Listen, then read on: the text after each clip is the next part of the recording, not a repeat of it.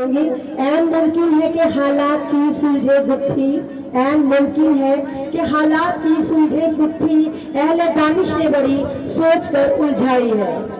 आप तमाम लोग यहाँ पर हैं, मेरी प्यारी बहनें, मेरे बहुत प्यारे प्यारे बच्चों, मेरे बुजुर्गों, मेरे भाइयों और वो तमाम पंचायती जो यहाँ पर चलकर आपके लिए आपकी आवाज को मजबूत करने, आपकी लड़ाई लड़ने यहाँ पर मौजूद हैं।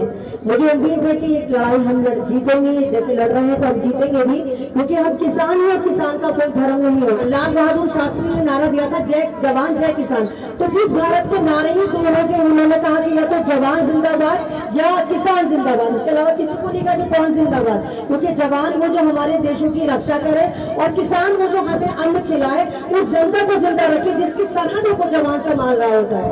और आज आपको जिस तरह बेवकूफ बनाया गया, HSIIDC, यानी ये अब आप सोचोगे क्या चीज है, ये एक कमेटी कंपनी बनाई गई थी 1967 में कंपनी बनाई गई, जिसने कहा कि आपके विभाग को डेवलप करेगा, सड़कें देगा, फैक्ट्री देगा, रोजगार देगा, स्कूल देगा, लेकिन कहां से देगा? जाहिर सी बात है, आप लोग किसान हैं, आपके पास जमीनें हैं, उसको एक्वायर करेगा, उसको लेगा, उसका उचित मुआवजा आपको देगा। कि जो आपका मुआवजा रखा गया, आपको बोला गया कि आपको 46 लाख दिया जाएगा, लेकिन दिया नहीं गया। आपके साथ गद्दारी करी, आपके साथ जितना कह सकते हैं बेईमानी करी, मतलब तो हद हो गई। पड़ोसी मुल्क हमारे पे हमला कर रहा है, गद्दारी कर रहा है, समझ में आ रहा, हमारे अपने ही अगर हमारे साथ गद्दारी कर रहे हैं तो ऐसा नहीं होगा। आज मेवात में कितनी लोग, मुझे तो नहीं लगता कि यहाँ पर अच्छे अच्छे प्राइवेट स्कूल भी होंगे।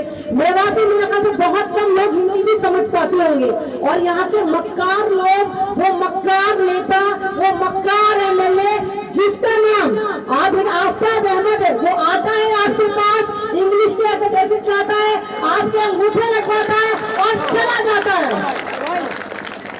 आफ्ताब तुम जा दियो, घर से बाहर निकलो, क्योंकि तुम भिखारी हो। तुमने हमारे वोट का बेजा इस्तेमाल करा जब हमने वोट डाला, यानी आपने वोट डाला, जब ही वो विधायक बना ना, पहले तो विधायक नहीं था ना, पहले तो वो भी जूते पर खाता फिर रहा होगा ना। आपने अपना वोट दिया ना, आपके वोट का आपने क्या इस्तेमाल करा, आपको बेचकर खा लिया।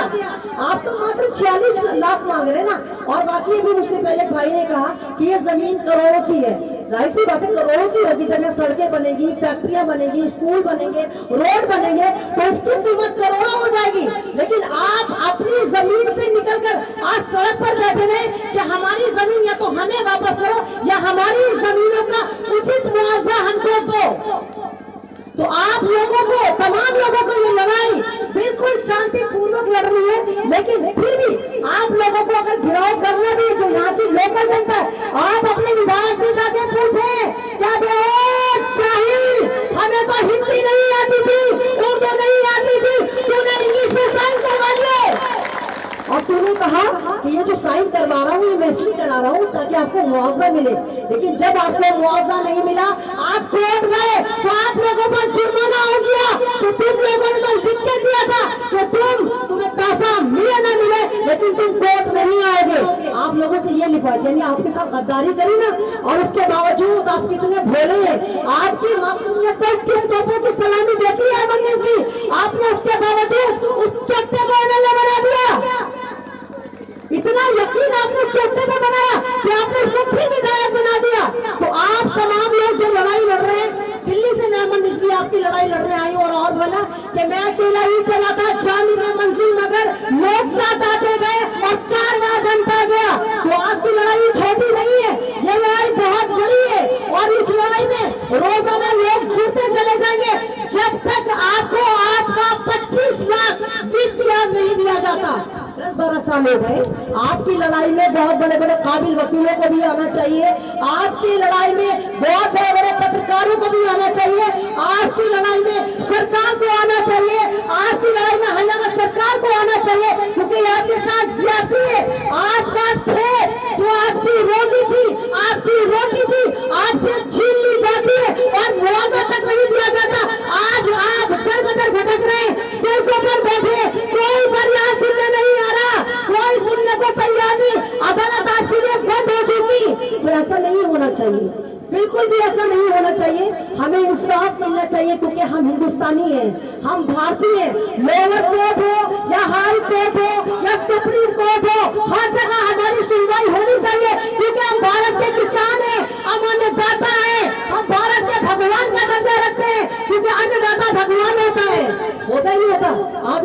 धर्मों में अन्नदाता को भगवान मानते हैं। किसान मूवमेंट में पूरे साल बनी रही, मैंने देखा किस तरह दिल्ली की सड़कों पर किसान बैठा था एमएसपी मजबूत करवाने के लिए, कितना परेशान करा गया। वह सरकार, केंद्रीय सरकार परेशान कर रही थी या आपको लोकल सरकार, स्टेट सरकार परेशान कर रही है। 10 साल हो गए आपको लड़ाई लड़ते हुए। और मैंने तो सुना है कि अब्बास भाई बता रहे थे कि ये धरना भी लगभग 1 साल से चल रहा है। 1 साल में भी सरकार के कान पे जू नहीं रहेगी, विधायक के कान पे जू नहीं रहेगी, तो इससे ज्यादा अंधापन क्या होगा। लेकिन कहते ना कि लिप्टन की लड़ाई बहुत ज्यादा मजबूत होती है। आपको लिप्टन की लड़ाई लड़नी होगी, आपको आगे आकर अपने हाथों को ऐसे नहीं छोड़ना होगा। अपनी लड़ाई के लिए, अपने पैसों के लिए आप अपील करें। मैं भी बहुत सारे वकीलों से बात करूंगी, तो जो बड़े बड़े वकील है, कोई तो रास्ता होगा उस तोड़ का, जो एक फर्जी इंग्लिश में आपसे एफिडेविट साइन करवाया, गलती से धोखे से कराए, कौन तो उसका तोड़ होगा ना। तो वकीलों को भी गुजारिश है कि सब यहाँ पर आए, आप अपनी लड़ाई पूरी ईमानदारी से लड़े। मैं क्योंकि मैं रोजे से हूँ और दिल्ली से 9:30 बजे की चली, बहुत भटकती भी यहाँ पर आई हूँ, लेकिन फिर भी सही मकाम पर पहुंच गई। तो शायद इतना ज्यादा मैं समझा भी ना पाऊँ, इतना ज्यादा मैं बोल भी नहीं पाऊँ, लेकिन मैं यही कहूँगी कि मैं आपकी लड़ाई में हर पल आपके साथ हूँ। सोशल मीडिया के साथ हूँ, स्ट्रीम चैनल, सोशल मीडिया के चैनल, स्ट्रीम चैनल से बड़े, इनसे आपकी तरफ से साथ हूँ। वकीलों से बात करेंगे, उनसे आपके साथ हुई, लेकिन आप अपनी लड़ाई को बिल्कुल ढीला मत करने दीजिए। अगर 2 लोग यहाँ पर आ रहे, मैंने सुना कि यहाँ पर इस वाले जहालत से कम 15 से 20 हजार लोग जो पीड़ित हैं, जिनको मुआवजा मिल रहा है, मुआवजा नहीं मिल पाया। 15 से 20 हजार लोग इससे पीड़ित हो रहे हैं। तो इस तरह नहीं होना चाहिए, क्योंकि आपके बच्चे, छोटे बच्चे, कोई भी नहीं लगता कि अच्छे स्कूलों में जाता होगा। आपका भी हक है कि अच्छे स्कूल यहाँ बनाए जाए, आपका भी हक है कि यहाँ पर पार्क बनाए जाए, आपका भी हक है कि आपको इंसान समझा जाए, आपका भी हक है कि वो जो तमाम डेवलपमेंट हो रहा है उसका हिस्सा आप बने, क्योंकि वो आपकी जमीनों पर बनाया जा रहा है। तो ये तमाम चीज करने के लिए लड़ाई बहुत लंबी है, छोटी लड़ाई नहीं, क्योंकि लगातार 10 साल से आप लड़ रहे हैं। और जमीन पे बैठकर धरना प्रदर्शन में आप जो 1 साल से लड़ रहे हैं, मुझे उम्मीद है कि आप पूरे का पूरा इसमें साथ देंगे। और औरतें, जितनी भी औरतें मैंने देखा, मैं देख रही थी कि भाई बताइए, आप तो गाँव देहात से, लेकिन औरतों का मजबूर बहुत ज्यादा है। तो यानी बाकी की भारत माता की जय होती है, माता भारत ही होती, जन्मी औरत ही होती है। यही वजह कि औरतें हमेशा भारत में बढ़ चढ़कर हिस्सा लेती हैं। और मैंने आपको दूर से देखी थी, सारी औरतें नजर आ रही है, मर्द बहुत कम नजर आ रहे हैं। जबकि देश तो पुरुष प्रधान देश है, यहाँ पे मर्दों का ज्यादा चलता है। लेकिन जब भी कोई बात होती है, जरूरत होती है, औरत सबसे पहले आकर बैठती है। देखो आपने आप बैठेंगे, हम लोग शाहीन बाग में बैठे थे, वहां भी औरतें बैठी थी, आपने देखा सारी औरतें थी। मैं शाहीन बाग से बैठूं, शाहीन बाग में हमने धरना प्रदर्शन दिया, पूरी दुनिया को बताया कि हमारे साथ क्या हो रहा है। उसके बाद मैं लगातार देख रही हूँ किसान मूवमेंट में भी औरतें कहां से चलकर आती थी, लेकिन वो सपोर्ट करती थी। तो आप तमाम लोग जैसे बैठेंगे, तमाम औरतें, हौसला मत तोड़िएगा, खुदा अपना बिल्कुल हौसला मत तोड़िए, लेकिन बस उम्मीद रखिएगा कि हम जीतेंगे, हम लड़ेंगे और जीतेंगे। और लास्ट में मैं यही कहूंगी कि ये खामोश मिजाजी हमें